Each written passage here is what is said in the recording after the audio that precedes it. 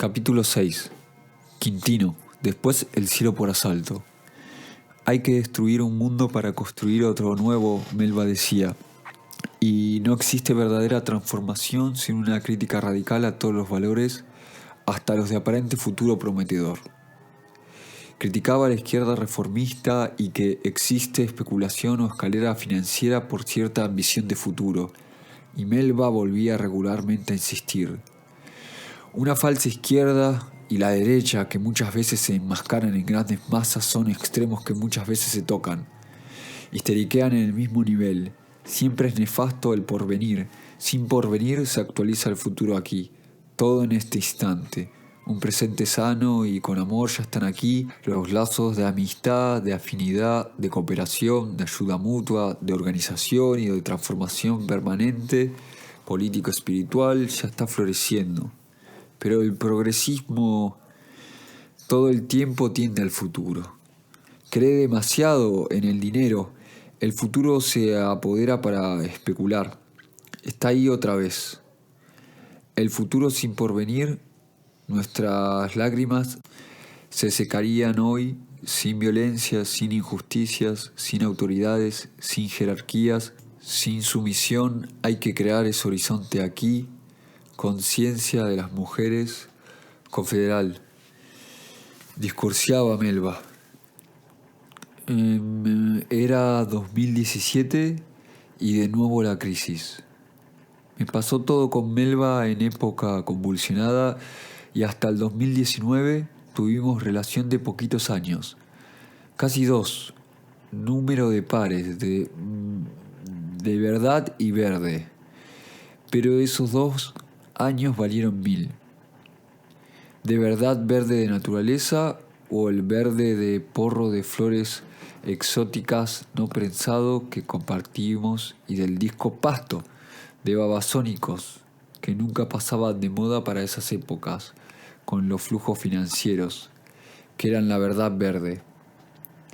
La música corresponde a identidades epocales y generacionales, incluso estimas y popularidades. Melba venía del palo del verde del campo, amaba el campo y el aire fresco, amaba la política. A contracorriente de ese palo, clase media alta ignorante, y criticaba fuertemente a sus propios privilegios de clase. Muchas compañeras de ella en zona norte escuchaban babasónicos. Melba fumaba un tabaco, fumaba largas pitadas y amaba los primeros discos de aquel grupo. Después decía, se consumieron en el vacío fetichista.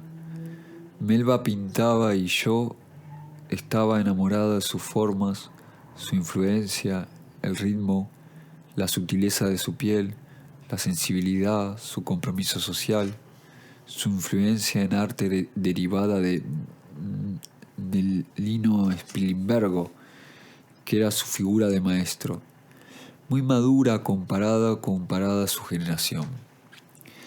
Nuestros encuentros eran en la lanchita y nos quedamos a la noche con las luciérnagas del telón al compás de la luz.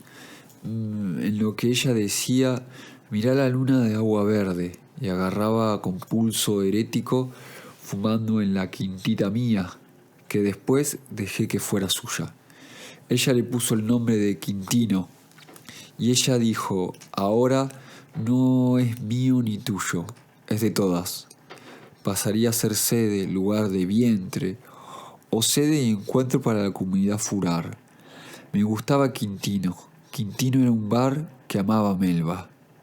Se lo puso al nombre porque cuando iba a Boedo, cuando el padre la llevaba a la cancha de San Lorenzo, se quedaba escuchando el tango en el bar de Carlos Calvo al 4000. Ese bar le llama el Quintino. También recuerdo, Melba odiaba que diga que algo era suyo en sentido de propiedad. La vi soñadora, como siempre, luchando o guerreando para trepar las escaleras de la luna, y por primera vez en mucho tiempo, por esas noches, me abrazó los pies. Sos siempre hijo de puta, todo el tiempo fútbol y minitas. ¿Cuándo vas a crecer?, decía Melba y se ponía a pintar. Y yo la miraba fijo porque estaba exagerando ya, y serenamente, con pausa, respondía, ¿Por qué puteás? Hace años, casi millares de años, que entré a otro taller de literatura y no se me permite putear, Melba, ni enojarme, porque eso influye en mi escritura, pronuncié. Y por cierto, recordé mi nombre Santiago antes que el de Américo. Con ella me decía Américo. Me miraba con su pelo trigal, ojos color azul crepé, que otras veces eran verdes, en donde todo era bellísimo en el rostro, porque evitaba reírse. Caía sobre su rostro más de una vez, o sus rodillas cayeron sobre el mío. El rostro, las flores limpias, el tambor de madera que tocaba Amor Campo cuando estábamos abrazados. No anoté, pero pensé aquella vez. Desde que aprendí a amar, no puedo dejar de pensar en ella. Melba sabía que yo era un tonto y que hacía ese taller de escritura por ella, que Amor Campo era lo mejor de nuestra relación. Ahora que lo pienso, lo hacía por mí, para escribirme. Melba, corrijo, sabía que no era tan tonto. Por eso me hacía reflexionar y doblemente corrijo. Escribía o entré al tallercito para escribir el cuentito, escribir esta historia. Cuando estábamos distanciados, yo notaba todos sus afectos lejanos y que precisaba. Después nos encontramos nuevamente en la lanchita, en la quintita, Quintino ya. Ella iba a una exposición que seguramente me mentía, ya que después me enteraba de que iba a una marcha o una juntada clandestina. Yo debía ir regularmente para el Uruguay, al oriente, cruzando el gran río que separa nuestras aguas. Tenía que reunirme con unas secretarias y asesores, dictaban cursos e iban a hablar de negocios, de las nuevas tendencias del deporte y productos afines. Lo que vale la pena en Uruguay, pensaba, era en el fútbol, Víctor Hugo Morales, Mateo, el Príncipe, la Murga, que tanto le gustaba a padre, y me puse a escucharlos. Y no me quería distanciar, no quería ir lejos de los brazos suaves de Melba. En medio del lago, en la lanchita, la veía a Melba sonriendo con barriles de pinturitas. Melba pintaba de forma espontánea, en trazos. Una vez que arrancaba no podía interrumpir, entraba en trance, con mucha sutileza y fuerza a la vez. Entraba en un imán o magnetismo sereno, incandescente. Exageraba trazos a veces, bordes y contornos, diciendo: el punto final del margen es un llamado de atención. Una tiene que conectar, sin esa conexión el cuadro sale separado, sale fragmentado, sin unidad. Pero no es pensar, no hay que pensar, no hay que pensar para pintar.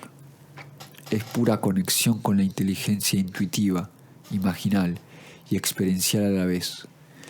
En otro orden de cosas, con una posición sugerente, me incomodaba con su seguridad. No es un detalle menor, es toda su imagen, y lo que en el fondo había era todo lo que se transmitía. Extraño lo que estaba dentro de ella. Ese perfume, abrazada a la palmera, riendo, danzando quizá, en la mezcla del día que pasábamos y que después se perderían. Nadie puede presagiar un futuro, nadie sabe nada bien quizá. ¿Por qué ocurrió? Melba estaba en silencio y preocupada esa vez por la plata, no tanto por los encuentros, festividades de recaudo, asambleas itinerantes, duraderas de todo tipo, encuadernaciones con la producción, talleres diversos. Detrás observaba Amor Campo. El temor de Melba era no tener dinero en el fondo, y ella decía ser o se sentía ser anarquista. Daba todo lo que tenía, lo que ganaba en cuadros, lo daba a las compañeras de la comunidad, los fondos de lucha los repartía, que posiblemente siempre se trasladaban a algún pseudo comité o sindicatos no oficiales o a múltiples oficios en centros comunitarios, comedores o cooperativas en las fábricas recuperadas para invertir en arreglos y viajes de hermanas de la comunidad Furar en el San Fernando. Su temor era quedar pobre, más que vivir con los pobres. Nunca le había faltado nada. Su educación siempre fue de alta y su arte siempre le permitió vivir bien, tanto con clases como con eventos. A veces, más de las veces, para mí era síntoma de discusión romantizar la pobreza, y ahí había discusiones fuertes. Melba era un riesgo constante, un arcoíris de abrigo para los más necesitados. Igual lo que valieron esos 2 años de relación con ella fueron más que todo una vida de artificio. En cuanto a mí, yo ayudaba con el cuerpo y también con bastante plata. Estaba más cerca de ella en las veces que había problemas o alguien quedaba preso que en cercanías con mis 4 hijos muchas veces. Mucha plata había dado en Melba o reposaba algunos negocios para sostener ciertas estructuras que a mi parecer eran muy frágiles o infantiles o improvisadas. Esto que internamente tengo como patriarcado era criticado duramente por ella, ya que reflejaba esa peste. Cuando decía la palabra político le irritaba, pero no le irritaba que me llamaran otras mujeres al teléfono para que me viera directamente con ellas o coqueteaba esa tontería, según ella. ¿Y a quién te coges esta vez? ¿Cuándo vas a dejar de coquetear? Qué gran deportista sos. Observa un poco. ¿Qué vieron las madres de tus hijos?, decía en voz serena.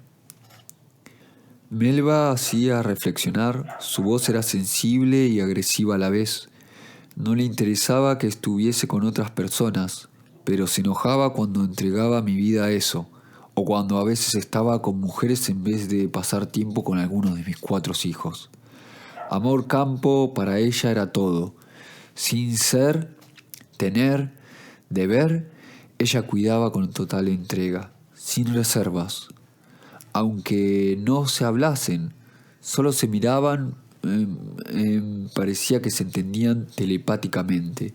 Melba no tenía hijos y a veces yo simulaba con el tema de las mujeres, que no había estado con mujeres, que no tenía nada que ver con mujeres, esas cuestiones que se me habían impregnado de Pepe Peña, la estupidez de ciertas mentiras, de tener que sostener una historia, recrear continuamente una historia nueva cada día para conmigo y con las mujeres, tener que inventar algo nuevo cada día. Quien representas el esclavo. Vale más ser sincero, Américo. A veces no haces nada y sos la conciencia y el cuerpo puesto en un mundo mejor. Y otras veces haces muy poco y ese poco es todo el patriarcado concreto, la estupidez total, a cortejar a todas las mujeres que puedas sin pasar a ser un baboso insoportable. Haz lo que quieras, pero no seas miserable. Y yo peor que estoy con vos. Miserable es tener que representar papeles y no ser sincero. Sos rehén y esclavo de tus personajes cuando estás con distintas mujeres. Por favor, no seas miserable ni rehén de un modelo. Por favor, no seas miserable conmigo o cuando estamos con Amor Campo. Melba me lo criticó, me decía algo por ese estilo. Yo siempre supuse que ella estaba con otros hombres, a veces me hablaba de relaciones sexuales con mujeres, pero no me ocultaba nada. Yo no le decía nada, pero sentía en el corazón fuerte esas palabras. Eran reales y verdaderas. La mitad no las entendía del todo, es decir, había cosas que se me pasaban. Melba era totalmente abierta. Olía en mí que tenía perfume a whisky y sabía que había estado con otra mujer. Y eso se convertía a veces en culpa cristiana en mí. En que no dijera o no me prohibiera nada. Me parecía algo fantástico el primer año. Pero ella era algo así, simple, sin idealizar. Nunca reprochaba más cuando veía el acto. En el acto se resume todo, recuerdo que dijo alguna vez en la comunidad Furar. Quizá me comportaba en momentos infantilmente, y eso a veces hacía bajar su espíritu. Anotaba en la libretita, en una tarde, que la contemplé Amor Campo jugar. ¿Qué está pasando en este corazón? ¿Es real Melba que me va ensachando el alma?